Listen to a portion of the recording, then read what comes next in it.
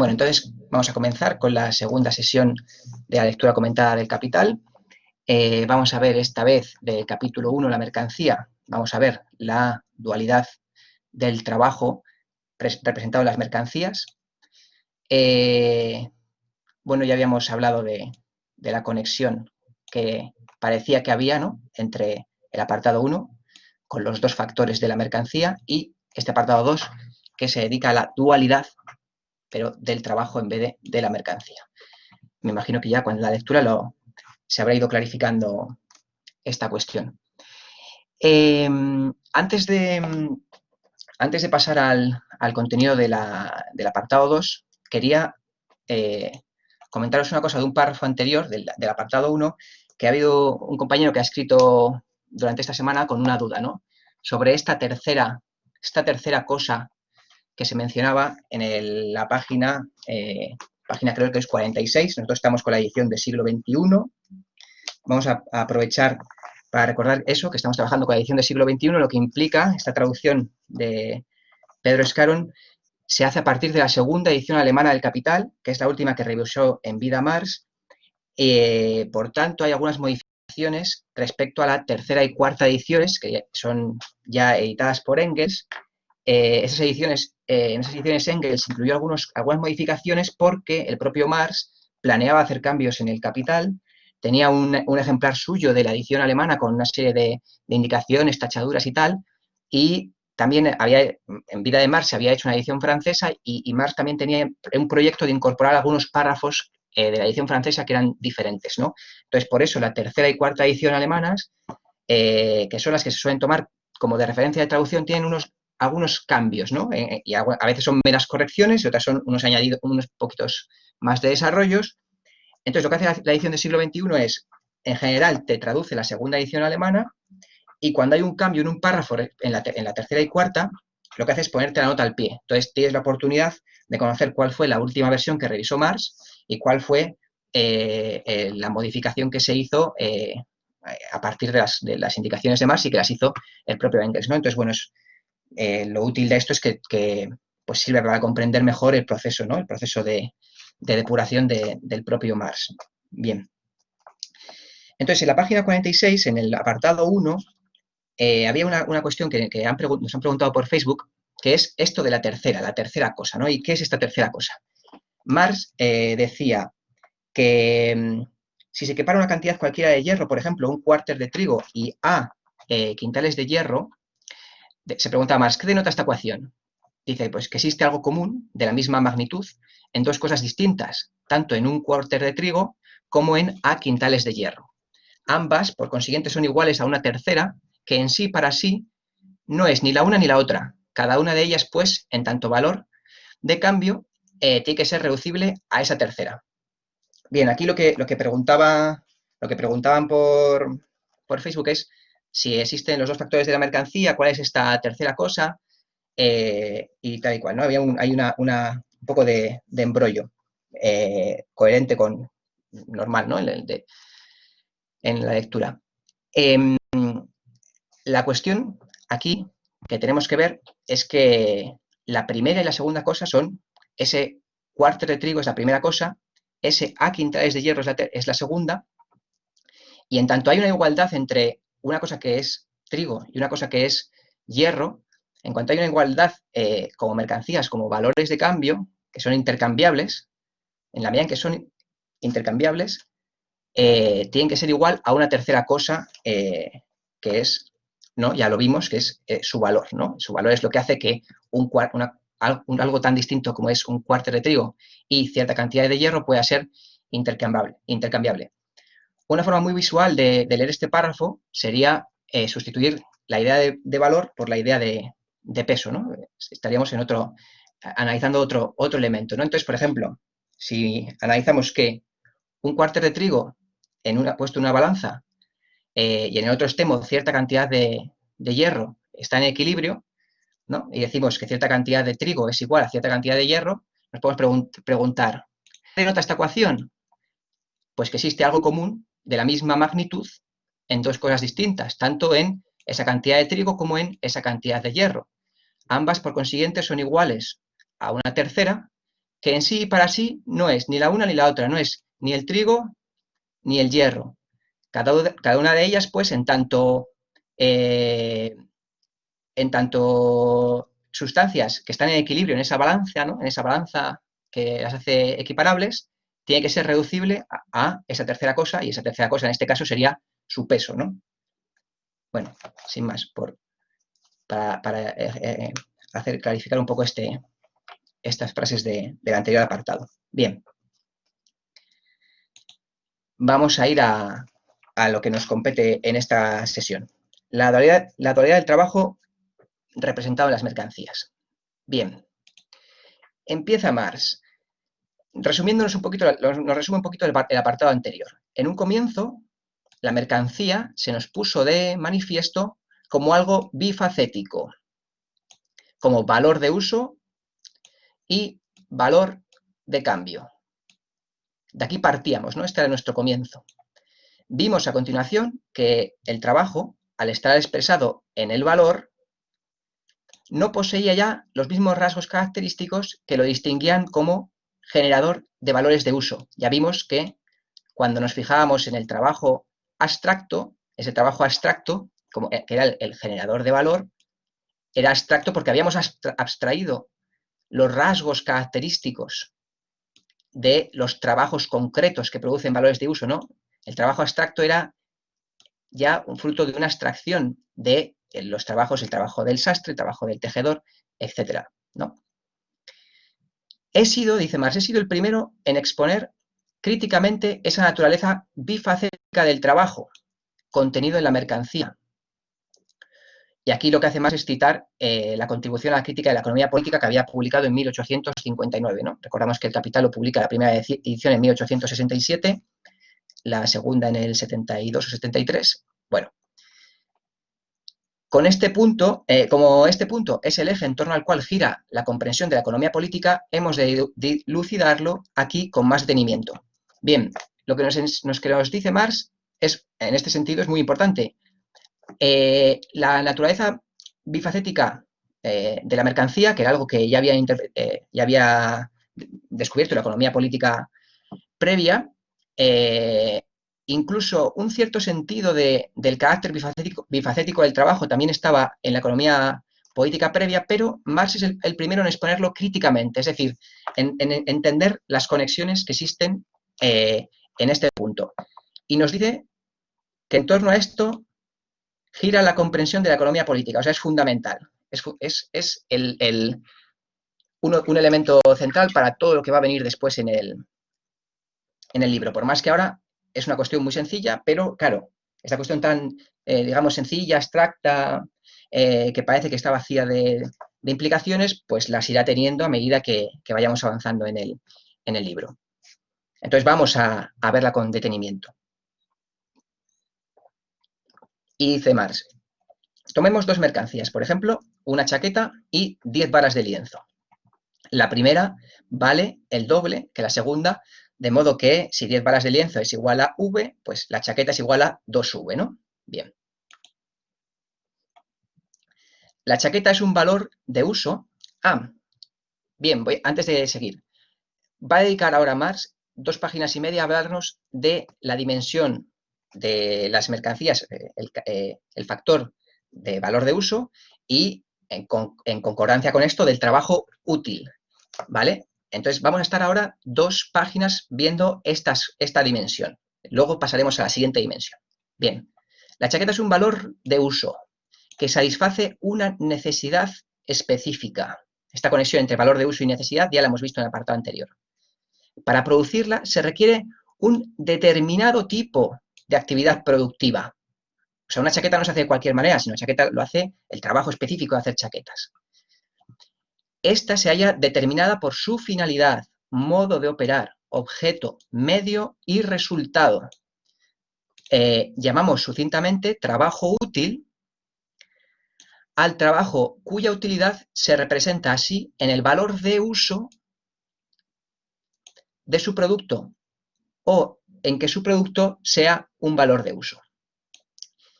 Desde este punto de vista, el trabajo siempre se considera como con relación a su efecto útil. Bien, estamos viendo esta dimensión del trabajo, ¿no? Una, eh, un trabajo que es un tipo de actividad productiva determinada, que tiene una finalidad, un modo de operar, ¿no? Es un oficio específico que hay que saber, hay que dominar una serie de técnicas y una serie de conocimientos, que tiene un efecto útil específico y, por tanto, produce un valor de uso que satisface una necesidad específica, ¿no? Este es Marx empieza por aquí, bueno, es un elemento muy evidente, ¿no? Pues que hay trabajos distintos y que implican unos conocimientos distintos y que implican una forma de trabajar distinta, ¿no? Es una cosa que es muy evidente en la sociedad. Así como la chaqueta y el lienzo son valores de uso cualitativamente diferentes, son cualitativamente diferentes también los trabajos por medio de los cuales llegan a existir el de sastre y el de tejedor. Si aquellas cosas no fueran valores de uso cualitativamente diferentes y por tanto productos de trabajos útiles cualitativamente diferentes, en modo alguno podrían contraponerse como mercancías. No se cambia una chaqueta por una chaqueta, un valor de uso por el mismo valor de uso. Bien. ¿Alguien tiene algo que comentar? ¿Alguna pregunta? ¿Algo?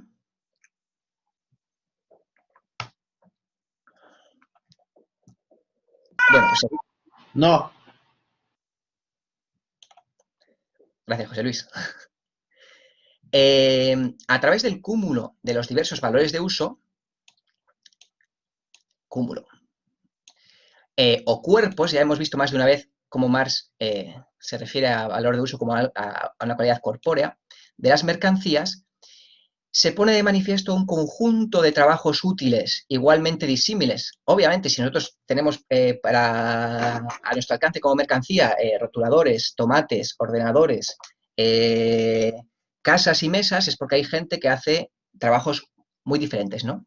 Entonces, ese cúmulo de diversos valores de uso pone de manifiesto un conjunto de trabajos útiles igualmente disímiles, diferenciados por su tipo, género, familia, especie, variedad, una división social del trabajo. Nosotros rápidamente podemos decir que hay muchas ramas industriales, ¿no? Y con muchos oficios diferentes. Y aquí nos dice Marx una reflexión importante. Esta división social del trabajo constituye una condición para la existencia misma de la producción de mercancías. Tiene que haber división del trabajo, o sea, la gente tiene que hacer diferentes tareas para que el producto de su trabajo sea intercambiable por el producto de trabajo de otros, ¿no? Para que pueda haber mercancías tiene que haber división de trabajo. Si todo el mundo hace las mismas cosas, pues no necesita intercambiarlas, ¿no? Tiene que haber una división social de trabajo como condición para la existencia de la producción de mercancías. Pero, añade Marx, si bien la producción de mercancías no es a la inversa condición para la existencia misma de la división social del trabajo. Es decir, puede haber división social del trabajo sin que exista producción de mercancías. Sin embargo, solamente puede haber producción de mercancías si existe división social del trabajo. Ahora vamos a aclarar esto un poco más. Y aquí nos pone Marx dos ejemplos. En la comunidad paleoíndica, por cierto, aquí esto es muy interesante, que Marx, Marx está aquí escribiendo el Capital, pero que sepamos que tiene un conocimiento no solo de economía política y del desarrollo del pensamiento económico de Europa occidental y de toda la historia de la economía política, bueno, se remonta hasta Aristóteles, ¿no? Para ver qué había en la Grecia clásica de interpretación de estas cuestiones, ¿no? Y conoce desde los fisiócratas, bueno, todo el detalle. Quien se quiera leer las teorías sobre la plusvalía, ahí Marx son los borradores y los que hace una evaluación de todos los economistas previos, ¿no? Desde los fisiócratas. Pero aparte de conocer esto, también conocía, le interesaba mucho todas las formas de organización del trabajo en todo el mundo, ¿no? Porque justo esta es la preocupación, ¿no? Ver cómo cómo organizan las sociedades la producción para reproducir su forma de vida, ¿no? Es la base del materialismo histórico, ¿no? Entonces aquí Marx nos va a hablar de la comunidad paleoíndica. En ella el trabajo está dividido socialmente, sin que por ello sus productos se transformen en mercancías. Es decir, aquí hay gente que hace cosas diferentes dentro de una misma comunidad, pero no se los intercambian con la compraventa, sino que pues, se reparten el trabajo, una gente hace unas cosas, otra gente hace otras, y luego comparten el fruto común, ¿no? Tenemos algo parecido también cuando Engels describe a los iroqueses, en el origen de la familia, la propiedad privada y el Estado, pues lo mismo, ¿no? Entre los iroqueses también hay una división social del trabajo, no todo el mundo hace las mismas cosas, pero los iroqueses no se venden entre sí. El que va a cazar no le vende cuando llega a la tribu lo que ha cazado a la persona que está en la tribu, ¿no? Bien. Otro ejemplo, o bien, para poner un ejemplo más cercano, en todas las fábricas el trabajo está dividido sistemáticamente, pero esa división no se halla mediada por el hecho de que los obreros intercambien sus productos individuales. Esto es muy interesante, muy paradójico. En el modo, está aquí, dice un ejemplo más cercano porque está hablando de la sociedad suya contemporánea, ¿no? En las fábricas, es decir, en las fábricas dentro del modo de producción capitalista, hay división del trabajo, pero lo que hace cada obrero no se lo vende al siguiente de la cadena productiva. No hay una relación mercantil entre el trabajo de estos obreros uno con otro, sino que están coordinados, organizados, con un criterio diferente, que no es el del intercambio mercantil al interior de la empresa, ¿no? Se organiza pues con un criterio empresarial de eficiencia, ese trabajo está organizado por el jefe, por el burgués o el director de la empresa, pero no media el intercambio mercantil entre el producto de un obrero de una fábrica y el siguiente, ¿no? No se compravenden sus funciones. Entonces, con esto más nos lleva a cuál es la condición de organización del trabajo para que el producto del trabajo sea una mercancía. Y es esta breve definición. Solo los productos, porque los productos de trabajos privados, autónomos, recíprocamente independientes, se enfrentan entre sí como mercancías. Cuando los trabajos, en vez de ser privados, autónomos y recíprocamente independientes, son como el trabajo al interior de una fábrica, están coordinados por un propietario de la fábrica, por un director de la fábrica, o al interior de una comunidad en la cual el trabajo está socialmente organizado por la comunidad distribuye las tareas y los valores de uso que produce cada tarea. Ahí no hay producción de mercancías, pero cuando los trabajos son privados, cuando cada quien o cada fábrica organiza su producción de forma autónoma, independiente recíprocamente, sin que nadie le diga cómo tiene que organizar o con quién tiene que contar para producir su valor de uso, y en este contexto produce valores de uso para otros, la única forma de que esos valores de uso puedan ser intercambiados con otros también trabajos privados, autónomos e independientes es a través del mercado. Entonces, en este punto, en el que productos del trabajo se enfrentan entre sí como mercancías, mientras que en la comunidad paleoíndica los productos del trabajo no se presentaban como mercancías. ¿Alguien tiene alguna cuestión que comentar sobre esto? A ver, hace una pregunta por el chat, la voy a leer porque así queda registrada. Una pregunta, la división social del trabajo de la que habla aquí es anterior a la división del trabajo dentro de una misma fábrica, como dices, ¿no? Y por tanto anterior a que imperase el modo de producción capitalista, ¿no? Sí, aquí eso es, aquí se refiere a toda división del trabajo. O sea, a todo momento de la historia de las sociedades humanas, en las cuales no toda la comunidad, cada individuo no ha hecho o no ha participado comúnmente en todas las actividades, sino que una serie de gente se ha ido dedicando a unas y otra serie de gente se ha ido dedicando a otras, ¿no? Y esto, la división del trabajo tiene que ver con el desarrollo material de las sociedades. Las sociedades que tienen un desarrollo material menor, pues hay una menor división del trabajo, ¿no? Y a medida que aumenta la producción de riqueza material, pues aumenta la división del trabajo. La división del trabajo actual es aún mayor que la que existía en la época en la que escribía Marx, ¿no? Hay todavía más ramas industriales y cada rama ha generado más subramas, ¿no? Muy bien. Seguimos. Se ha visto, pues, que el valor de uso de toda mercancía determina la actividad productiva o trabajo útil, orientada a un fin. Esto de orientado a un fin nos lo ha dicho una vez más y lo dirá otra vez más. Los valores de uso no pueden enfrentarse como mercancías si no encierran en sí trabajos útiles cualitativamente diferentes. Esto ya lo había dicho. En una sociedad cuyos productos adoptan en general la forma de mercancía, esto es, en una sociedad de productores de mercancías, esa diferencia cualitativa entre los trabajos útiles, los cuales se ejercen independientemente, esto es muy importante, independientemente unos de otros, como ocupaciones privadas de productores autónomos, se desenvuelve hasta constituir un sistema multimembre, una división social del trabajo.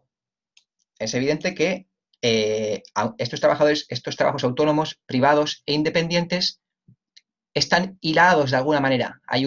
Constituyen un sistema multimembre, porque, por supuesto, estos trabajos están conectados, ¿no? El trabajo independiente, privado y autónomo de cierto productor es el medio de producción de otro y, a su vez, o el medio de consumo de otro, etcétera, ¿no? Hay una ligazón, ¿no?, entre esos diferentes trabajos. Adelante, José Luis, tienes la palabra.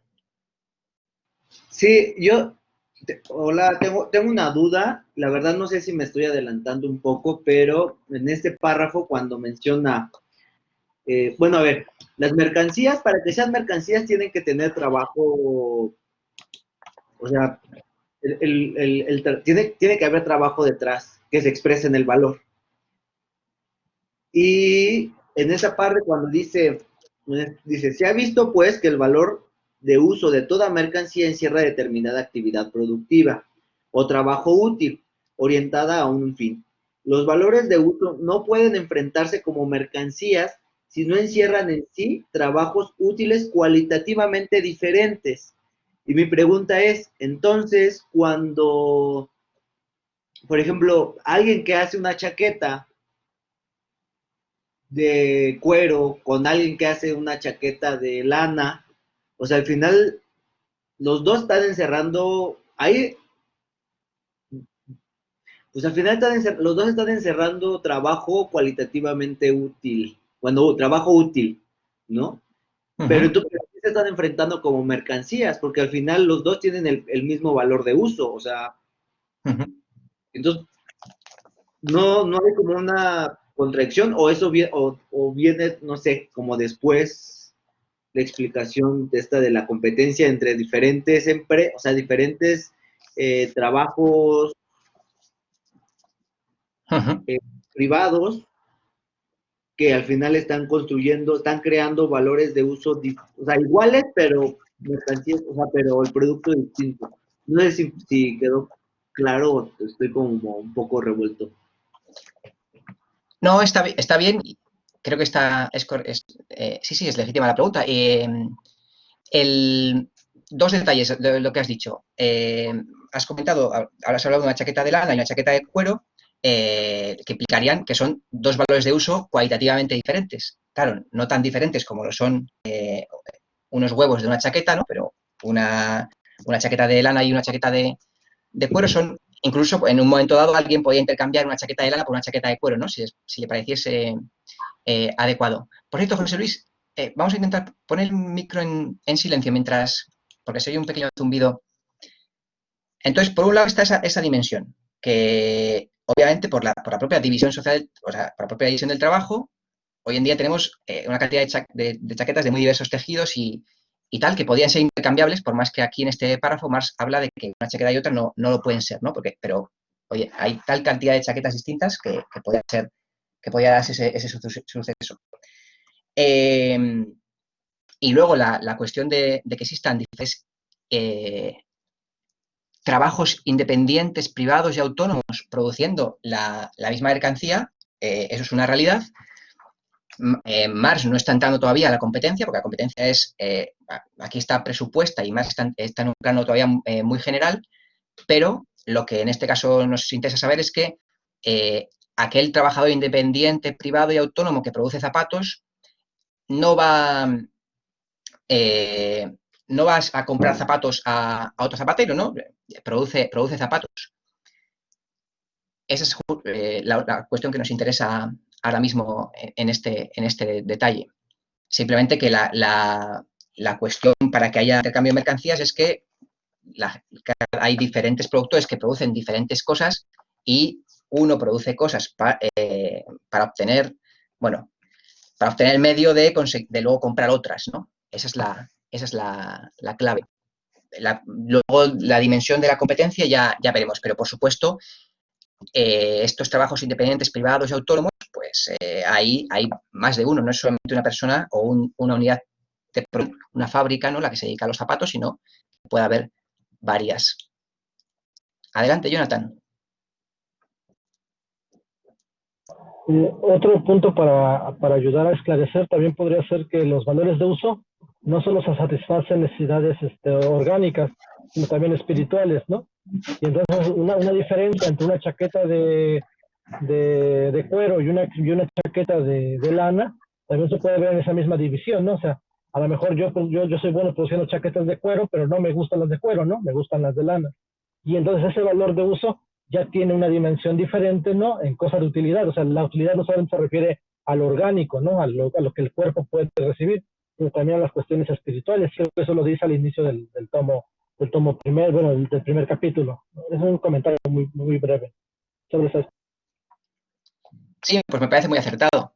Del mismo modo que un fabricante de zapatos, si sus zapatos mismos son cualitativamente distintos de otros que también le gustan, tendrá un par suyos con el fin de comprarse aquel otro que le gusta, ¿no? Pero ya estamos hablando de mercancías cualitativamente distintas. La diferencia cualitativa será menor, más de detalle, pero sigue habiendo. Y como dices, pues la diferencia cualitativa puede ser de cuestión de gusto, de estilo, bueno, ya vimos que, justo como has recordado, al inicio más decía que las necesidades son de muy diverso tipo y se pueden fundar en el estómago, en la fantasía, y aquí no entramos a problematizar eso, ¿no? Eso lo tomamos como algo dado. Sí, me parece. Muchas gracias por esa aportación. Pues continuamos, ¿no? Bien. A la chaqueta, por lo demás, tanto le da que quien la vista sea sastre o su cliente. Aquí lo que está diciendo más es, bueno, es un poco sarcástica esta forma de expresarse, ¿no? Le da igual, ¿no? Que sea el que la hace o el consumidor. En ambos casos, oficia de valor de uso. La relación entre la chaqueta y el trabajo que la produce tampoco se modifica en sí para sí por el hecho de que la ocupación sastril se vuelva profesión especial, miembro autónomo de la división social del trabajo. Bien. El hombre hizo su vestimenta durante milenios, allí donde lo forzaba a ello la necesidad de vestirse, antes de que nadie llegara a convertirse en sastre. Pero la existencia, bueno, aquí lo que estamos viendo es que esa chaqueta, la vista quien la vista, sirve como valor de uso. Sirve como valor de uso, la haga un miembro autónomo de la sociedad o no, o la haga la comunidad en su conjunto, antes de que alguien llegue a convertirse en sastre. A pesar de todas estas cuestiones sociales, sigue funcionando como valor de uso. Eso es lo que Marx nos está aquí queriendo resaltar. Y dice, pero la existencia de la chaqueta, del lienzo, de todo elemento de riqueza material, muy importante esto de lo de la riqueza material, los valores de uso son esta riqueza material. Todo elemento de riqueza material que no sea producto espontáneo de la naturaleza, también sabemos que hay riqueza material producto espontáneo de la naturaleza, todo esto necesariamente estará mediada siempre por una actividad productiva especial, orientada a un fin, la cual asimila a necesidades particulares del hombre, del ser humano, materiales naturales particulares. De eso se encarga el trabajo útil, de que con materiales naturales particulares y con un trabajo particular se produce un valor de uso adecuado a necesidades particulares. Y esto ocurre ¿no? Independientemente de quién use la chaqueta y de que ha surgido ya o no haya surgido ya el oficio de sastre, ¿no? Porque también podía coser la comunidad antes de que existiese una persona que encarne ese oficio, ¿no? Bien. Como creador de valores de uso, como trabajo útil, ya hemos dicho que así es como lo vamos a llamar, esta es una de sus facetas, una de las facetas del trabajo. El trabajo es, independientemente de todas las formaciones sociales, condición de la existencia humana, necesidad natural y eterna de mediar el metabolismo que se da entre el hombre y la naturaleza, y por consiguiente de mediar la vida humana. El trabajo, si lo analizamos como trabajo útil, lo encontramos en toda existencia de la vida humana. Siempre hace falta trabajo para mediar el metabolismo entre el ser humano y la naturaleza, independientemente de las formaciones sociales, es decir, de la forma social en la que se organiza el trabajo. Adelante, José Luis. Aquí cuando habla de metabolismo, cuando dice mediar el metabolismo que se da entre el hombre y la naturaleza, o sea, es como la relación entre hombre y naturaleza. O sea, lo digo porque después hay una recuperación de este concepto de metabolismo y lo sacan también, o sea, lo sacan de Marx, o sea, en estas discusiones de ecología política, ¿no? Entonces solamente es como esta duda de que si aquí metabolismo está hablando como esta relación hombre-naturaleza o es otra cosa. Exactamente, porque no hemos llegado todavía, ¿verdad? Pero, bueno, sí hemos llegado en parte. Marx comenta en la página anterior que hay riqueza material que es producto espontáneo de la naturaleza, por un lado, ¿no? O sea, hay una riqueza material que está ya dada por la naturaleza, y por otro lado, la riqueza material también la desarrolla el ser humano a través de materiales naturales particulares. De modo que el ser humano, para producir las cuestiones que precisa para la vida humana, tiene que mediar con la naturaleza. El ser humano media con la naturaleza. ¿Mediante qué? Mediante el trabajo. Esa es la necesidad natural y eterna para mediar de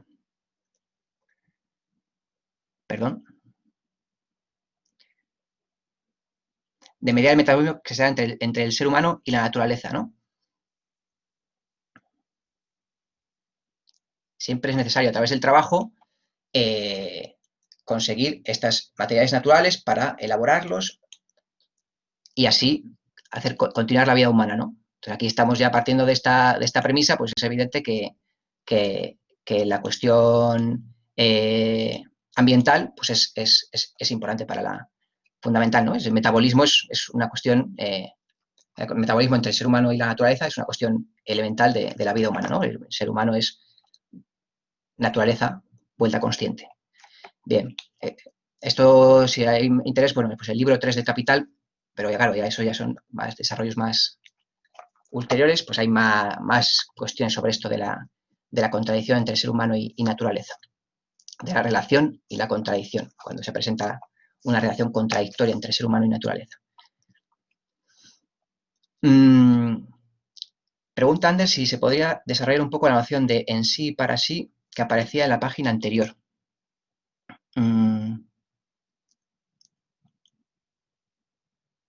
Aquí la relación entre la chaqueta y el trabajo que la produce tampoco se modifica en sí y para sí por el hecho de que la ocupación sastre se vuelva profesión especial. Sí, esto quiere decir en tanto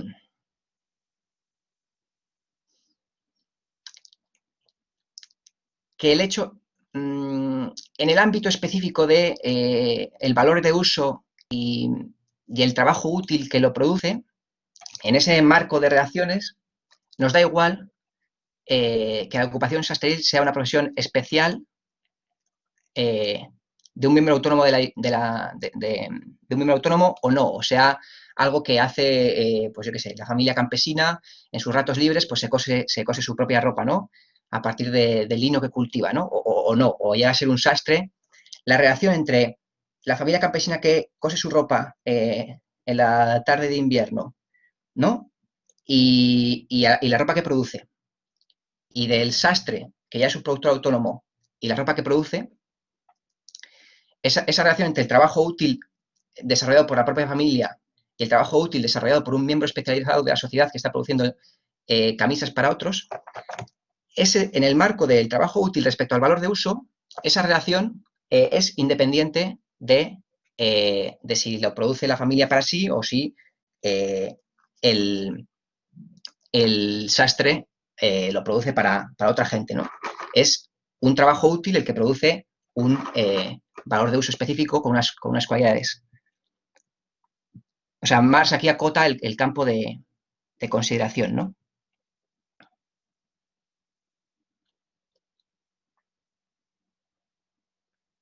Aunque esto también tiene que ver con que si esto que puede haber unas modificaciones, pero vamos a verlo después porque vuelve a aparecer lo de en sí para sí. Igual se va clarificando a medida que avanzamos. Bien, entonces nos quedábamos con que el trabajo útil es, independientemente de todas las formaciones sociales, es la condición de existencia humana, necesidad natural y eterna de mediar el metabolismo entre el hombre y la naturaleza. Bien, es el trabajo. Muy bien. Los valores de uso, chaqueta, lienzo, etcétera, en suma, los cuerpos de las mercancías, son combinaciones de dos elementos, material natural y trabajo. Si se hace abstracción, aquí Marx, cuando habla de abstracción, está hablando de hacer una especie de, como aislar, como si se aísla en el laboratorio, ¿no? Un químico. Si se hace abstracción en su totalidad de los diversos trabajos útiles incorporados a la chaqueta, al lienzo, etcétera, es decir, de todo lo que el trabajo humano ha añadido y modificado en esa chaqueta, en ese lienzo, si quitamos todo eso, queda siempre un sustrato material cuya existencia se debe a la naturaleza y no al concurso humano. Es decir, yo si incluso, bueno, cualquier cosa que tengamos, ¿no? Un lápiz, si descompongo o hago abstracción de todas las tareas que lo han modificado, pues aquí hay un pedazo de madera que tiene que ver con un árbol y hay grafito y bueno, hay una serie de elementos que el ser humano nunca puede hacer por sí mismo, que debe su concurso a la naturaleza, ¿no? O sea, que el trabajo no es todopoderoso, el trabajo elabora productos que en el fondo, incluso un ordenador, en el fondo proceden de algún tipo de material natural. Que esto, por otra parte, es, digamos, la enunciación más abstracta para entender, para hacer una crítica de la economía política que tenga en cuenta la cuestión ambiental. Ya de aquí teníamos que partir, de estas frases, de esto del metabolismo entre el hombre y la naturaleza y de que todo el trabajo se hace a partir de cierto material natural. Si perdemos el material natural y perdemos la herramienta para el metabolismo para mantener la vida humana, pues ya sabemos lo que pasa. Bien, toda mercancía queda un sustrato material si hacemos abstracción de los diversos trabajos útiles, algo que es debido a la naturaleza y no al concurso humano. En su producción, el hombre solo puede proceder como la naturaleza misma, vale decir, cambiando simplemente la forma de los materiales. Aquí nos pone una nota al pie de otro autor y comentada por él. Todos los fenómenos del universo, los haya producido la mano del hombre o las leyes universales de la física, no dan idea de una creación real, sino únicamente de una modificación de la materia. Juntar y separar son los únicos elementos que encuentra el ingenio humano cuando analiza la idea de la reproducción y tanto estamos ante una reproducción de valor de uso, aquí nos aclara más, valor de uso, aunque aquí el propio Berry, en su polémica con los fisiócratas, no sepa a ciencia cierta de qué valor está hablando, y de riqueza si la tierra, el aire y el agua de los campos se transforman en cereales, como si mediante la mano del hombre la pegajosa secreción de un insecto se transmuta en terciopelo, o bien algunos trocitos de metal se organizan para formar un reloj de repetición. Es decir, esta idea ya estaba enunciada por lo menos en el siglo XVIII, ¿no? Aquí nos la cita Marx. Esta idea de que detrás de toda modificación natural o del ser humano siempre hay toda aparente creación siempre es una modificación de un mal persistente. Bien, y dice Marx, y es más, incluso en ese trabajo de transformación, se ve constantemente apoyado por fuerzas naturales. Es decir, no solamente que el producto tenga restos de naturaleza, sino que para producir el producto hay que apoyarse en fuerzas naturales, ¿no? Pues esto es muy claro en la agricultura, ¿no? La agricultura en el trigo, pues obviamente para la existencia del trigo ha tenido que estar colaborando ciertas fuerzas naturales para que ese valor de uso se pueda producir, ¿no? El trabajo, por tanto, no es la fuente única de los valores de uso que produce, de la riqueza material. El trabajo es el padre de esta, como dice William Petty, y la tierra es su madre. Aquí esta nota de la edición del siglo XXI solamente nos cita el libro concreto que aquí Marx da como por supuesto, ¿no? El trabajo no es la fuente única de los valores de uso, de la riqueza material. Ya sabemos que los valores de uso son la riqueza material, ¿no? Esto es una idea que ya nos había aclarado en diferentes momentos. ¿Alguien tiene alguna duda hasta aquí? Porque ahora vamos a pasar a la cuestión de... Ahora dejamos de lado el trabajo útil y el valor de uso y nos vamos a pasar al trabajo abstracto y al valor. ¿Alguien quiere comentar algo hasta aquí?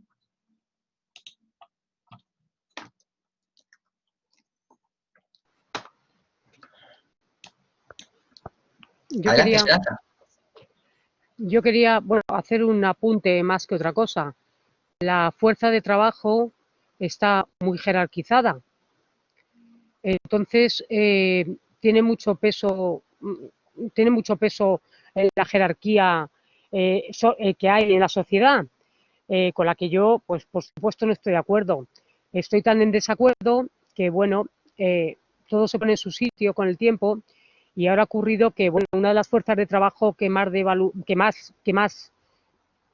socialmente está como que es menos importante es a lo mejor una limpiadora o cosas así, ¿no? Porque según socialmente, pues bueno, pues no se necesita haber estudiado para hacer ese trabajo. Entonces actualmente, pues bueno, pues ha venido esto que nos ha venido. Y ahora resulta que sí, que las limpiadoras, por ejemplo, tienen mucha importancia. Es tremendo porque es verdad, sin ellas nos moriríamos. Primero están ellas y después puede estar el médico, después podemos estar los demás. O sea, la jerarquía ahora mismo se ha invertido. Pero bueno, sigue estando considerada socialmente así. Y bueno, porque las fuerzas de trabajo, no sé, creo que las fuerzas de trabajo deberían ser las mismas. El caso es una fuerza de trabajo por una hora o por un tiempo determinado y ya está, ¿no? Pues la cuestión se adelanta mucho al tema porque sería en la sección sexta es cuando Marx entraría esto, ¿no? Entraría la cuestión del salario. Pero, claro, o sea, es la consideración social, que a veces me fastidia un poco más, porque ahora mismo estoy mirando, las guardias son mujeres, y ahora mismo yo esto lo hablo con mucha gente muchas veces, entonces están, sí, uy, es que una limpiadora no tiene por qué ganar como yo. Entonces yo me río mucho, o sea, me he reído de eso y ahora me río de los que dicen eso y me voy riendo y la verdad es que es muy divertido. Pero si quieres lo dejamos la respuesta para la lección que toca, ¿eh? Sí, porque en realidad enseguida vamos a ver algunos detalles de la base de esto en su sentido más abstracto, de por qué se da esta diferencia de consideraciones respecto a los trabajos de acuerdo al valor. Porque una cosa que ya habíamos empezado a decir desde el principio es que la mercancía tiene un valor de uso y un valor, y ya no sabían y ahora estamos viendo que el hecho de que las mercancías tengan un valor de uso y un valor es porque hay diferentes trabajos útiles y esos trabajos útiles producen valor. Eso es la base para esta contradicción que nos comparte Esperanza, de que ciertos trabajos en un momento dado, en un momento social, son considerados menos útiles o menos relevantes por la razón que sea, y en otro momento su utilidad se manifiesta enormemente, pero el valor de las cosas ya hemos visto que no tiene que ver con la utilidad, sino con el tiempo de trabajo socialmente necesario, Entonces, existe esta contradicción que comentas, pero para ahondarla hay que ir viendo antes otros elementos, pero y ahora vamos a ver solamente como, digamos, como la base. Entonces, si no te importa, lo dejamos para eso, para más adelante, porque Marx nos va como avanzando pasito a pasito. Perfecto, perfecto.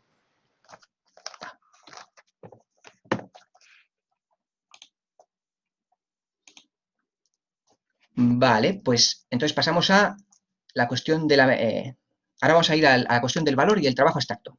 Dice Marx, de la mercancía en cuanto a objeto para el uso, pasemos ahora al valor de la mercancía.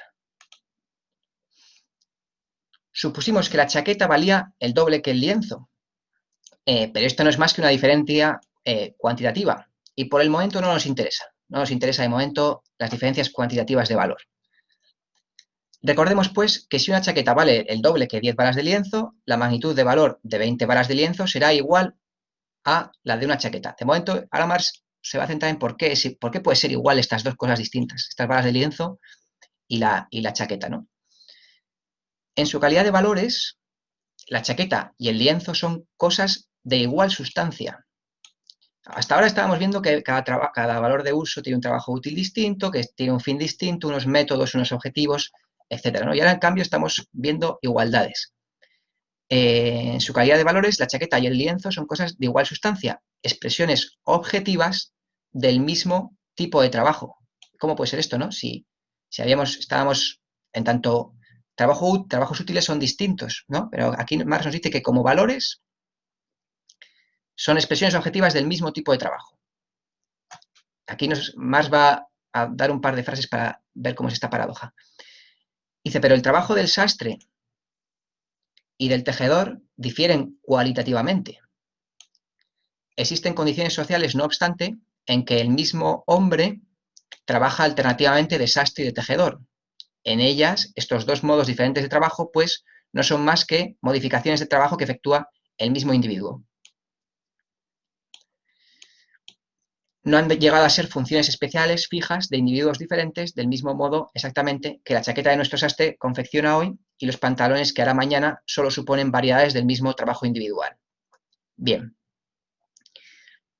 Una simple mirada nos revela, además, que nuestra sociedad capitalista, y con arreglo a la orientación variable que muestra la demanda de trabajo, una porción dada de trabajo humano se ofrece alternativamente en forma de trabajo de sastrería o de trabajo textil. Es decir, de repente hay una serie de gente trabajando en trabajo de sastrería o en el textil en función de una cuestión de una demanda de trabajo, ¿no? Se mueve trabajo en general de un lado a otro. Este cambio de forma del trabajo posiblemente no se efectúe sin que se produzcan fricciones, pero se opera necesariamente. Esto Marx lo dice ¿por qué? Porque el hecho de que la sociedad pase de dedicar más trabajo humano a la sastrería o al trabajo textil implica que de algún modo se está moviendo trabajo humano en general de un lugar a otro, ¿no? Entonces, esta idea de trabajo humano en general no es meramente una idea de Marx, sino una realidad continua, ¿no? Sistemáticamente hay trabajo humano que se sitúa en a desempeñar una tarea concreta u otra en función de la demanda de trabajo, ¿no? No sin fricciones, dice Marx, pero se opera necesariamente. Esto lo conocemos bien, ¿no? Aperturas y cierres de empresas y movimiento de la fuerza de trabajo de un lado para otro, ¿no? Bien, si se prescinde del carácter determinado de la actividad productiva y, por tanto, del carácter útil del trabajo, lo que subsiste de este es el ser un gasto de fuerza de trabajo humana. Es decir, bueno, independientemente de lo que se haga y bien, sí, eso es, de para qué sirva ese trabajo en concreto, todo trabajo es gasto de fuerza de trabajo humana. Aunque actividades productivas cualitativamente diferentes, el trabajo de sastre y el de tejedor son ambos gasto productivo del cerebro, músculo, nervio, mano, etcétera, humanos. Y en este sentido, uno y otro son trabajo humano. Esto era lo que le permitía afirmar Marx en la página anterior, que son el mismo tipo de trabajo, entendido el trabajo como mero gasto de fuerza humana de trabajo. Y es muy interesante que cuando Marx nos habla de gasto de fuerza de trabajo, nos habla de cerebro, músculo, nervio, mano. O sea, está hablando del propio desgaste físico, ¿no? Tiempo dedicado al desgaste físico para el desempeño de una actividad. Bien, son nada más que dos formas distintas, la de sastre y la de tejedor, dos formas distintas de gastar la fuerza humana de trabajo. Es preciso, por cierto, que la fuerza de trabajo humana, para que se la gaste de esta o aquella forma, haya alcanzado un mayor o menor desarrollo. Esto, bueno, pues es evidente, ¿no? Pues hoy en día se producen ordenadores, lo que no existía, no se producían hace 100 años, y hace 100 años se producían, bueno, pues máquinas de vapor para locomotoras de vapor, por ejemplo, que hace 500 años no se producían, ¿no? Entonces, la fuerza de trabajo que se gaste en diferentes maneras implica que hay un mayor o un menor desarrollo, ¿no? A mayor desarrollo hay más actividades, ¿no? Es que se puede gastar la fuerza de trabajo humana. Bien, pero el valor de la mercancía representa trabajo humano puro y simple. Gasto de trabajo humano en general.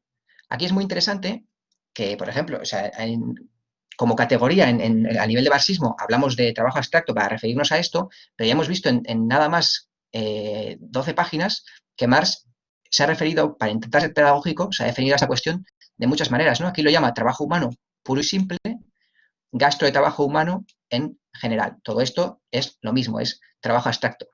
Una tarea bonita es ver de cuántas maneras en estas primeras 20 páginas llama Marx al trabajo abstracto de cara a ser pedagógico con la cuestión a la que se refiere. Aunque después, a partir del Capital, ya todos los marxistas pues hablan de trabajo abstracto y ya con eso todo el mundo nos entendemos, ¿no?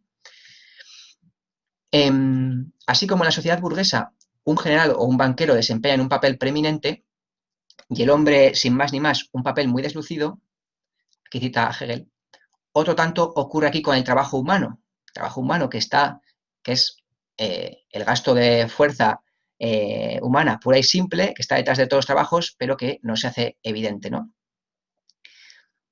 Este es gasto de la fuerza de trabajo simple, que término medio todo hombre común, sin necesidad de un desarrollo especial, posee en su organismo corporal. Y esto conecta con lo que Esperanza nos estaba comentando. Gasto de la fuerza de trabajo simple, que término medio todo hombre común, ser humano común, sin necesidad de un desarrollo especial, posee en su organismo corporal. Y aquí va a ahondar un poco más en esto, pero muy poquito, porque luego en la sección sobre el salario es donde habrá que ahondar en esto.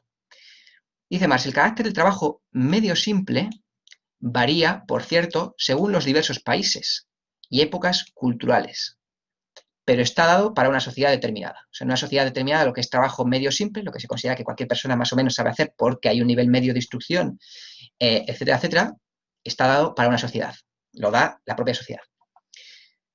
Pero eso varía entre sociedades y entre épocas culturales. Se considera que el trabajo más complejo es igual solo a trabajo simple pero potenciado, o más bien multiplicado. Ese trabajo más complejo puede ser uno que precise un desarrollo especial, más allá de lo que posee un organismo corporal, de cualquier organismo corporal del ser humano, ¿no? Entonces, este trabajo más complejo lo consideramos como trabajo simple potenciado o más bien multiplicado. De suerte que una pequeña cantidad de trabajo complejo equivale a una cantidad mayor de trabajo simple. O sea que más aquí nos está hablando de unas relaciones objetivas entre trabajo complejo y trabajo simple que vienen dadas por la propia sociedad, ¿no? La experiencia muestra que constantemente se opera esa reducción, o sea, es decir, la reducción de trabajo complejo a trabajo simple.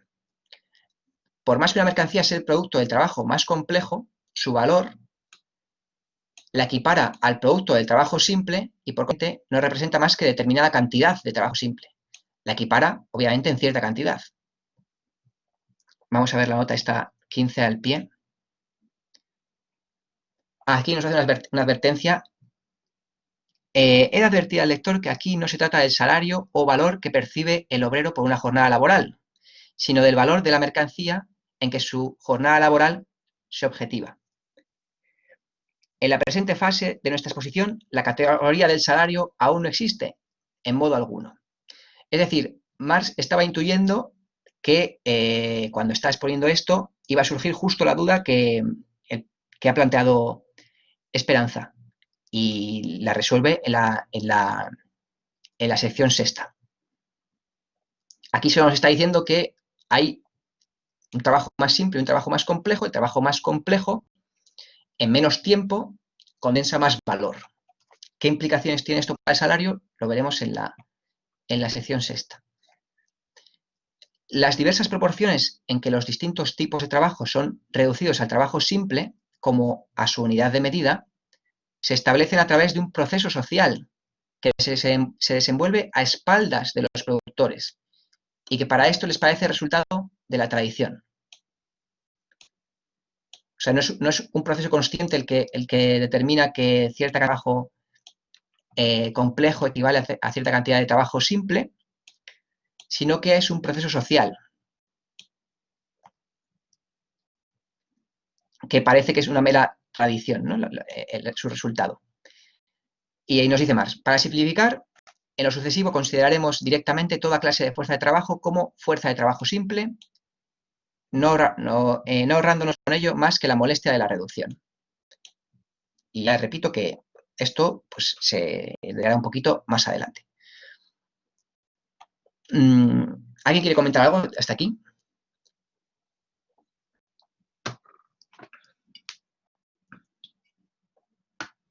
Es un poco rollo lo de posponer cosas, pero es que en realidad más las pospone porque está asentando los escalones para llegar a la explicación de... Está partiendo de unas premisas abstractas muy generales y va añadiendo concreción poco a poco hasta llegar a resolver los problemas específicos que nos pueden interesar, pero para eso ha tenido que explicar toda una base primero, ¿no? Entonces está haciendo este recorrido. Bien, por consiguiente, así como en los valores chaqueta y lienzo se hace abstracción de la diferencia entre sus valores de uso, aquello de que la chaqueta vale como el doble de lienzo, ¿no? Que en 2 lienzos es una chaqueta o 20 varas es una chaqueta, ahí hacemos abstracción de sus valores de uso. Otro tanto ocurre en el caso de los trabajos que están representados en esos valores, diferencia entre las formas útiles de esos trabajos, el de sastre y el de tejedor. Es decir, en tanto trabajos abstractos, pues se hace abstracción de esta diferencia, ¿no? del trabajo de sastre y del tejedor. Así como los valores de uso chaqueta y lienzo son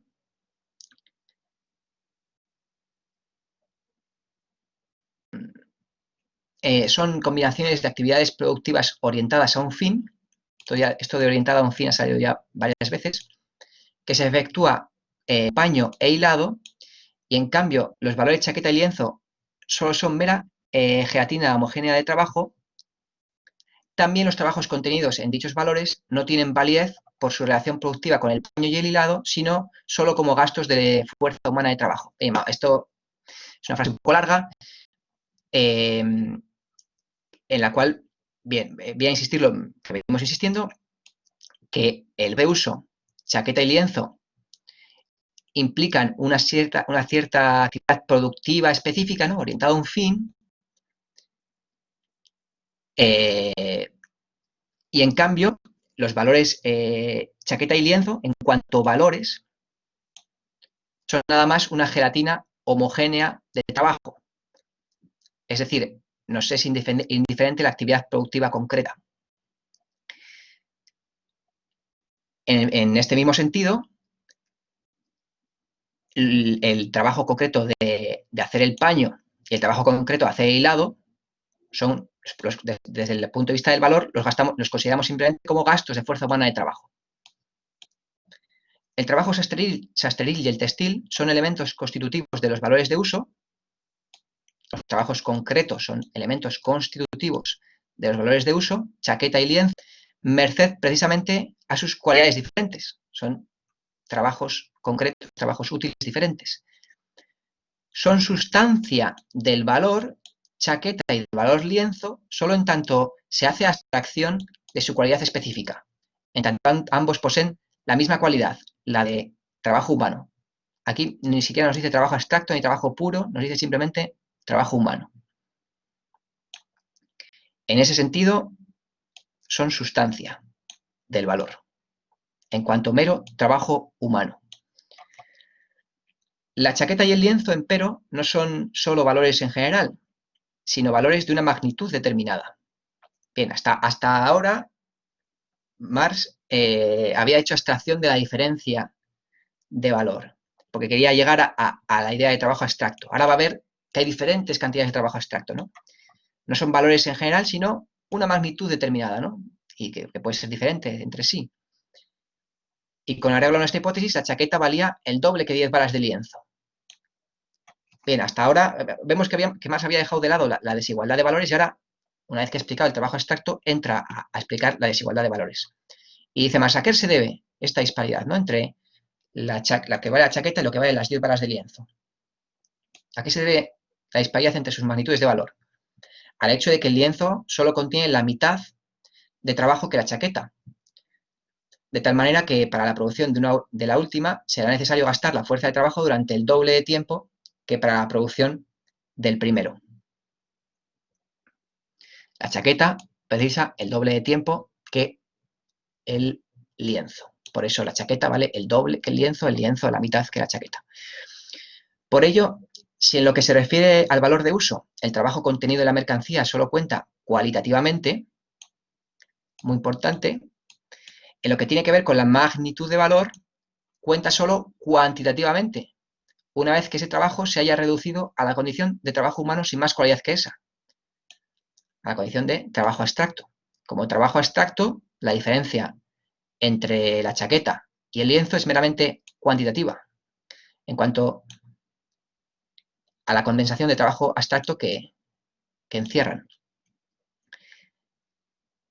Allí, o sea, en cuanto a valores de uso, se trataba del cómo y del qué, o sea, en cuanto al trabajo útil, se trataba del cómo y del qué del trabajo. Aquí, en cuanto al trabajo abstracto, se trata del cuánto, de su duración, simplemente cuánto tiempo de trabajo. Como la magnitud de valor de una mercancía solo representa la cantidad de trabajo en ella contenida, las mercancías en cierta proporción serán siempre necesariamente valores iguales, ¿no? Muy sencillo, ¿no? Las mercancías, siempre y cuando se intercambien en la proporción adecuada, tantos kilos de cerezas pueden equivaler a un ordenador sin ningún problema en tanto valores, porque condensan la misma cantidad de trabajo, aunque tantos kilos de cerezas y un ordenador sirvan absolutamente para cosas que no tienen nada que ver, ¿no? Para cosas cualitativamente completamente distintas. Si se mantiene inalterada la fuerza productiva de todos los trabajos útiles requeridos para la producción, digamos, de una chaqueta, la magnitud de valor de las chaquetas aumentará en razón de su cantidad. Bien, si no se modifica la fuerza productiva. Esto es muy obvio, ¿no? Si una chaqueta representa X días de trabajo, pues 2 chaquetas representa X, o sea, 2 veces X días de trabajo, ¿no? Y 3 chaquetas, pues 3 veces. Y dice Marx, pero supongamos que el trabajo necesario para la producción de una chaqueta se duplica, o bien que disminuye a la mitad. En el primero de los casos, una chaqueta valdrá tanto como 2. Se ha duplicado el tiempo que hace falta para hacerla. En el segundo, 2 de esas prendas solo valdrán lo que antes una, porque hace falta la mitad de tiempo. Y dice Marx, por más que en ambos casos la chaqueta preste los mismos servicios que antes y el trabajo útil contenido en ella sea también ejecutado como siempre. Es decir, aquí viene lo de el en sí para sí que preguntaba antes Ander. Se sigue trabajando de la misma manera para producir esa chaqueta. Sigue siendo una persona que está haciendo un valor de uso concreto, haciendo un trabajo concreto. Pero en un caso se ha conseguido producir en la mitad de tiempo y el valor de esa mercancía baja a la mitad. Y sin embargo, la mercancía sigue, la chaqueta sigue prestando el mismo servicio y sigue teniendo que haber un trabajo útil que está haciendo esa misma mercancía, ¿no? Ese mismo valor de uso. En sí, para sí, una cantidad mayor de valor de uso constituirá una riqueza material mayor. 2 chaquetas más riqueza que una. Aquí estamos hablando de la riqueza material. Y dice más, en sí, para sí. Porque estamos hablando desde la perspectiva del valor de uso.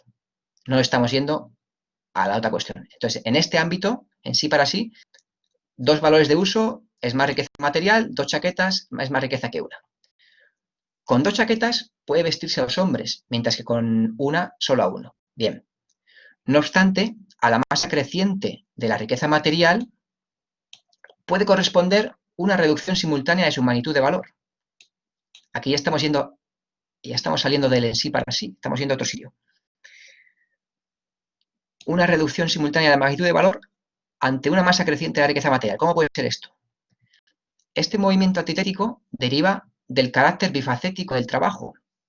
O sea que hasta ahora Marx nos estaba explicando una cuestión que parecía muy, muy elemental, ¿no? Que el trabajo podemos considerarlo como trabajo útil que produce cosas útiles, o considerarlo simplemente como trabajo en general, como gasto de trabajo así, independientemente de la forma en que se está trabajando, en lo que se está haciendo en concreto, y parecía una mera distinción analítica. Pero de repente aquí nos muestra ya una implicación real contradictoria bastante fuerte, que puede aumentar la riqueza material mientras se reduce la magnitud de valor.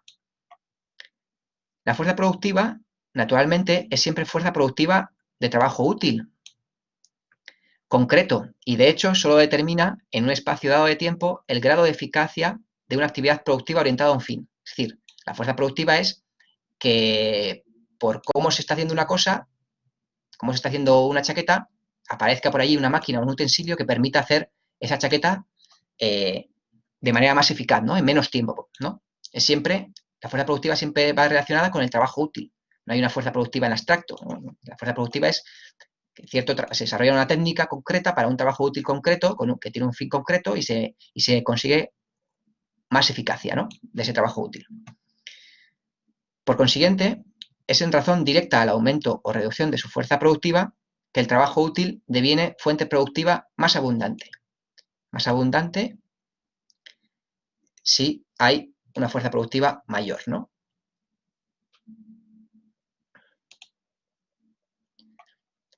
Y más exigua si hay una fuerza productiva menor.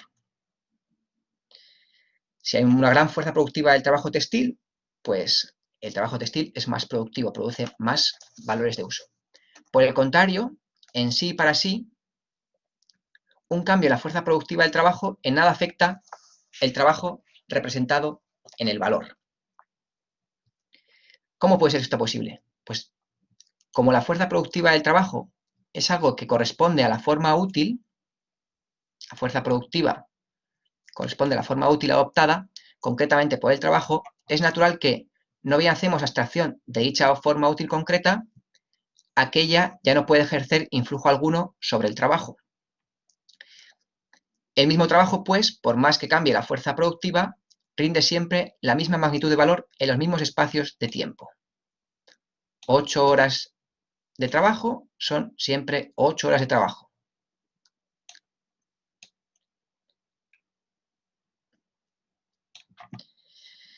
Pero en el mismo espacio de tiempo suministra valores de uso en diferentes cantidades, más cuando aumenta la fuerza productiva y menos cuando disminuye. Es así como el mismo cambio que tiene lugar en la fuerza productiva y por obra del cual el trabajo se vuelve más fecundo, haciendo que aumente por ende la masa de valores de uso proporcionados por este, reduce la magnitud de valor de la masa total acrecentada, siempre que abrevie la suma de tiempo de trabajo necesario para la producción de dicha masa.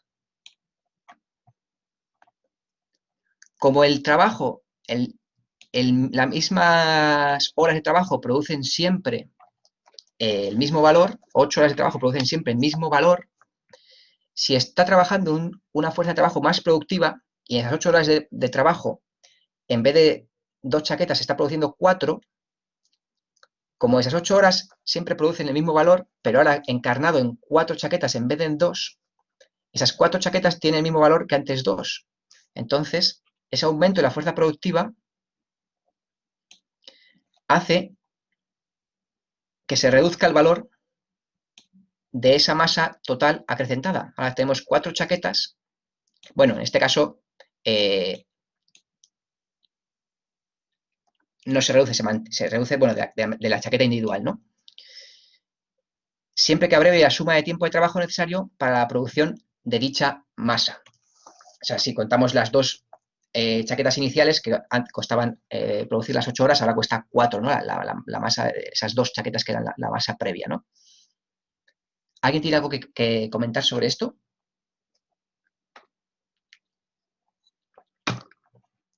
Adelante, Jonathan.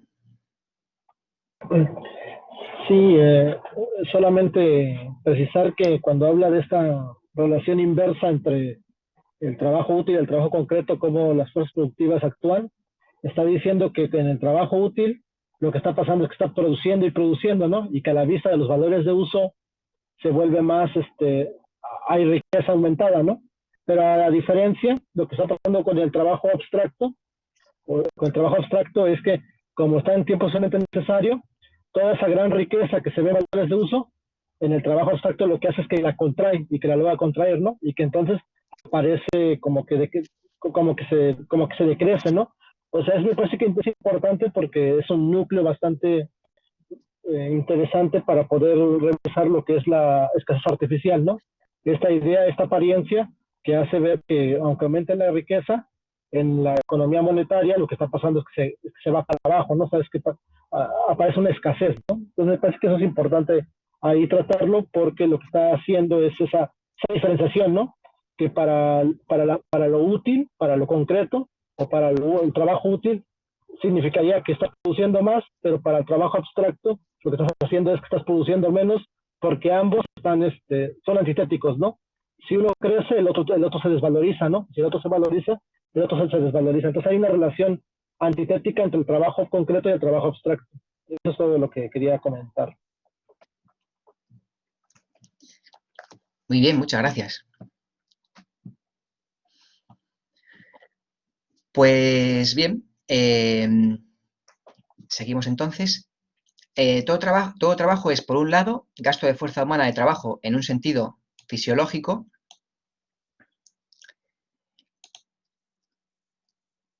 Y en esta condición, trabajo humano igual, en el sentido fisiológico. Recordemos que Marx había hablado de desgaste de cerebro, tendones, etcétera, etcétera.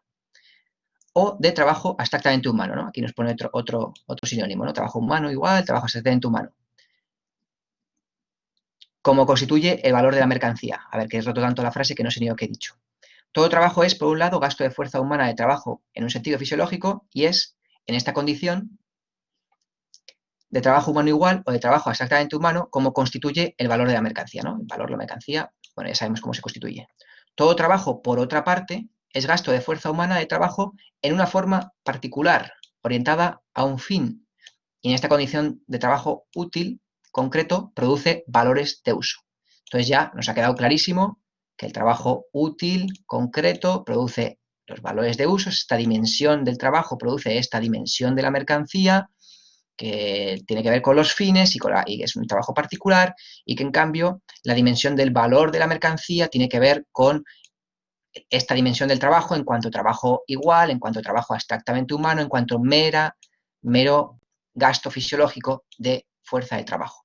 Entonces, hemos visto ya ahora cuál es la relación entre la dualidad, los dos factores de la mercancía, ¿no?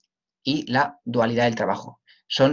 Y conviene siempre recordar que no son dos trabajos distintos, sino que son dos facetas del trabajo productor de mercancías. El trabajo productor de mercancías lo podemos siempre considerar en tanto trabajo útil, es decir, vamos a ver este trabajo específico útil cómo funciona, o lo podemos considerar siempre como trabajo abstracto. Vamos a ver el gasto de fuerza de trabajo humana que implica. Bien, y aquí nos mete Marx una nota a la segunda edición, que igual se adelanta un poco al propio desarrollo de lo que hasta ahora ha planteado. Dice, para demostrar, y aquí cita a Adam Smith, creo, para demostrar que solo el trabajo es la medida definitiva y real con arreglo a la cual en todos los tiempos puede estimarse y compararse el valor de todas las mercancías, dice Adam Smith, cantidades iguales de trabajo en todo tiempo y lugar han de tener el mismo valor para el trabajador. en su estado normal de salud, fuerza y dinamismo, y con el grado medio de destreza que posea, el trabajador debe siempre renunciar a la misma porción de su descanso, libertad y felicidad. Y aquí nos aclara Marx al respecto alguna cosa. De una parte, Adam Smith confunde aquí, no en todos los casos, la determinación del valor por la cantidad de trabajo gastada en la producción de la mercancía, que es lo que veníamos hablando hasta ahora, con la determinación de los valores mercantiles por el valor del trabajo. Este valor del trabajo se refiere a cuánto cuesta lo que llamaba Adam Smith el valor de trabajo, pero que Marx llama el valor de la fuerza de trabajo. No, y luego explicará Marx que no es el valor de la fuerza de trabajo, o sea, el salario, vamos, pero eso es una cosa posterior, lo que determina los valores mercantiles, sino que es el trabajo que precisa, ¿no? La mercancía. Procura demostrar que cantidades iguales de trabajo tienen siempre el mismo valor. De otra parte, entrevé que el trabajo, en la medida en que se representa en el valor de las mercancías, solo cuenta como gasto de fuerza de trabajo, pero solo concibe ese gasto como sacrificio del descanso, la libertad y la felicidad, no como actividad normal de la vida. Aquí, bueno, entonces vemos que Marx nos está diciendo que Adam Smith entrevé, y nos dice también que de una parte confunde, pero no en todos los casos. Este lío que está aquí señalando Marx de Adam Smith, pues ahora es un lío, y a lo largo del Capital pues se va clarificando cuál es la postura de Marx respecto a estas consideraciones de por qué a veces Adam Smith considera que el valor depende de la cantidad de trabajo gastado, y a veces dice que depende del valor de la fuerza de trabajo, ¿no? Eso es una crítica que hace Adam Smith, porque Adam Smith confunde cosas, mezcla en algunos casos, no en todos, y Marx nos pondrá luego su forma de concebir toda esta cuestión, que aquí mezcla Adam Smith muchas cosas. Y dice Marx, sin duda tiene en vista aquí el asalariado moderno, porque estaba pensando Adam Smith en el trabajo como sacrificio de descanso, la libertad y la felicidad, no como actividad normal. Y dice Marx, mucho más certero es el anónimo precursor de Adam Smith citado en la nota 9, cuando dice, un hombre se ha ocupado durante una semana en producir este artículo necesario, y quien le dé a cambio de él algún otro objeto no podrá efectuar mejor evaluación de lo que es su equivalente adecuado que calculando qué le cuesta a él exactamente el mismo trabajo y tiempo, lo cual en realidad no es sino el cambio entre el trabajo que un hombre empleó en una cosa durante determinado tiempo y el trabajo gastado en otra cosa por otro hombre durante el mismo tiempo. Así que ya vemos que Marx ordena unas ideas que de una manera confusa, más o menos acertada, estaban ya en otros autores, pero que Marx las ordena críticamente, ¿no? Eso es lo que él resalta que ha hecho. Bien, Engels agrega aquí a la cuarta edición una nota, la lengua inglesa tiene la ventaja de poseer dos palabras distintas para estos dos diferentes aspectos del trabajo. El trabajo que crea valores de uso y que está determinado cualitativamente se denomina work, por oposición a labor, el que crea valor, y al que solo se mide cuantitativamente es labor, por oposición a work. Véase la nota de la traducción inglesa, bla, bla, bla. Bien, esto habíamos visto una nota similar en el apartado anterior.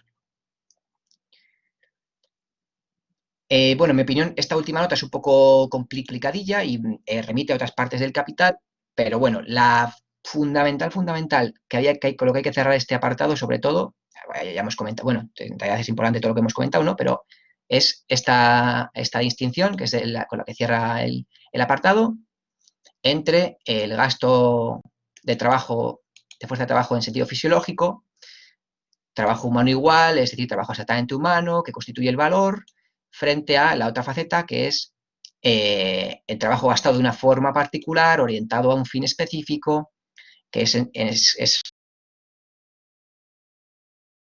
trabajo, y eso es lo que produce los valores de uso, ¿no? Entonces, este sistema de relaciones. Y nada, pues habríamos acabado ya este apartado 2. Si alguien tiene alguna cosa que comentar, duda, aclaración que desea hacer, se agradece cualquier, si nos hemos pasado algo por alto o se quiere hacer hincapié en alguna cuestión.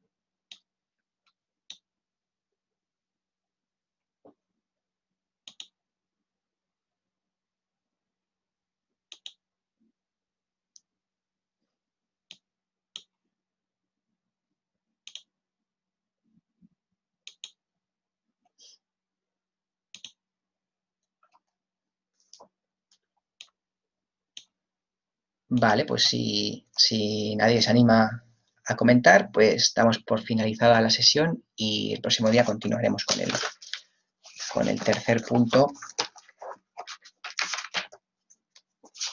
que tenemos que concretar cómo lo dividimos. Detengo.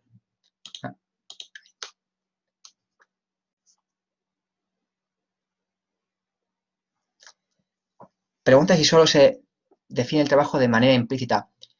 No, el trabajo abstracto se queda definido como, quizás una de las definiciones más resumidas sea esta, ¿no? Como mero gasto de fuerza humana de trabajo en sentido fisiológico. Trabajo humano indiferenciado, no nos importa de qué manera se gasta. El trabajo abstracto se empezó a medio definir en el apartado 1 y en este apartado 2 ya queda totalmente expuesto. Igual si no he sido claro o si hay que tratar alguna cuestión, me decís, pero el trabajo abstracto es esa forma en la cual podemos ver nosotros el trabajo, es una dimensión, no es un trabajo distinto de otros, sino que es una dimensión de todo trabajo. Nosotros todo trabajo podemos asomarnos a él, verlo desde esa faceta de mero trabajo abstracto, de mero gasto de fuerza humana de trabajo. Nos da igual que alguien esté trabajando en producir ordenadores, en producir fruta, en producir lápices, que esos trabajos podemos verlos y considerar, bueno, a ver cuánto gasto de fuerza de trabajo hay para producir determinadas cosas, ¿no? Y esa forma de considerar el trabajo independientemente del oficio concreto, de las tareas que se están desempeñando concretamente, eso es el trabajo abstracto. Considerar simplemente que está habiendo en una actividad específica que ahora mismo no nos interesa, una persona que está desgastando ahí su fuerza de trabajo. Exactamente, un gasto de fuerza independientemente del valor de uso que produce e independientemente de la tarea concreta. De eso es de lo que se hace abstracción. Se hace abstracción, es decir, analíticamente nos olvidamos de lo que produce concretamente esa fuerza de trabajo y solo consideramos que está ahí desgastándose. Entonces, pues un ordenador encerrará cierta cantidad de trabajo abstracto y un lápiz encerrará cierta cantidad. Podemos equiparar determinada cantidad de lápices a un ordenador si ambos encierran la misma cantidad de trabajo abstracto, aunque no tenga nada que ver cómo se hace un lápiz y cómo se hace un ordenador.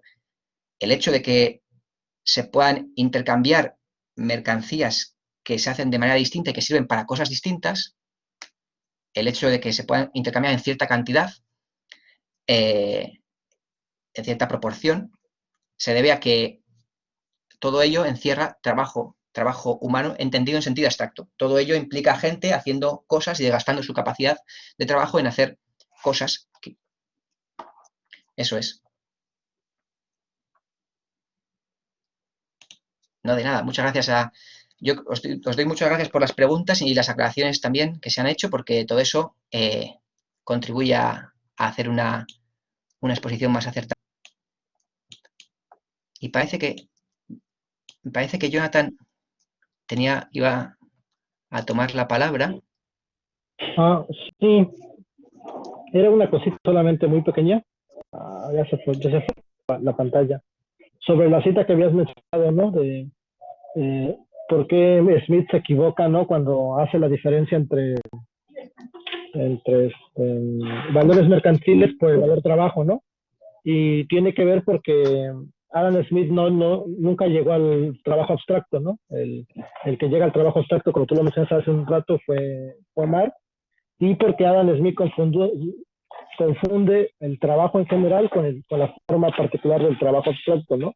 Y lo ve también Ricardo, ¿no? Entonces me parece que es importante porque El trabajo abstracto es una forma muy concreta en el espacio y en el tiempo de la historia. El trabajo abstracto no es todo el trabajo, es una partecita del trabajo y que tiene que ver solamente con el gasto, ¿no? Y el otro, bueno, eso es lo único que yo quería mencionar, ¿no? O sea, que hay un debate que aquí ya lo solucionó, ¿no? Que en este texto ya lo solucionó, que tiene que ver con esa partecita, ¿no? Que el trabajo abstracto es solamente una fase muy pequeña del trabajo, el trabajo en general, pero que en todo caso, en la mercancía, es lo que va a privar, ¿no? O sea, que la mercancía va a sacrificar todas las dimensiones del trabajo, como la vida en general, lo que sustenta la vida, y se va a enfocar solamente a una pequeñita parte, que es el desgaste o el gasto de músculos, nervios, ¿no? Me parece que es importante para poder visualizar qué tan profundo es esa cita, ¿no? Que estás mencionando, y más que ese comentario que le hace, ¿no? A Adam Smith, ¿no? Que el valor del trabajo, él ha confundido el valor del trabajo y los valores mercantiles, ¿no? Que tiene que ver con la dimensión, ¿no? De estar, él nos llega a describir el trabajo abstracto como esta forma muy pequeña del trabajo en general. Eso sería todo. Muchas gracias, Jonathan. Pues si nadie tiene, si alguien quiere compartir alguna otra cosa o así, y si no, damos por finiquitada la sesión.